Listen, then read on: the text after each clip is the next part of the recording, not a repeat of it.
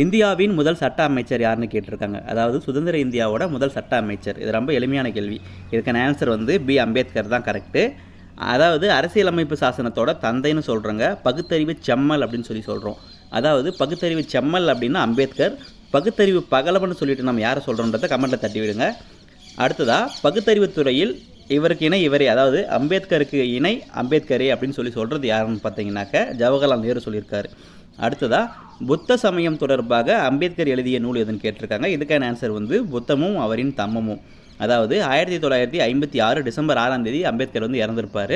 இதுக்கு அடுத்த வருஷம் 57வது வருஷம் வந்து பார்த்திங்கன்னா இந்த புக்கை வந்து பப்ளிஷ் பண்ணுறாங்க. ஓகேவா? அப்போது புத்தரது ஆதிவேதம் அப்படின்றது பார்த்தீங்கன்னாக்கா யார் எழுதுனது? அயோத்திதாசர் எழுதியிருக்காரு. ஆசிய ஜோதி அப்படின்றது பார்த்தீங்கன்னாக்கா ஆப்ஷன் டீல் இருக்கீங்களா, லைட் ஆஃப் ஏஷியா, அதை வந்து தழுவி தமிழ் எழுதுனது தான் ஆசிய ஜோதி. இது எழுதுனது கவிமணி. லைட் ஆஃப் ஏஷியா எழுதுனது யாருனாக்க எட்வின் அர்னால்டுன்றவர். ஓகேவா? தேங்க்யூ.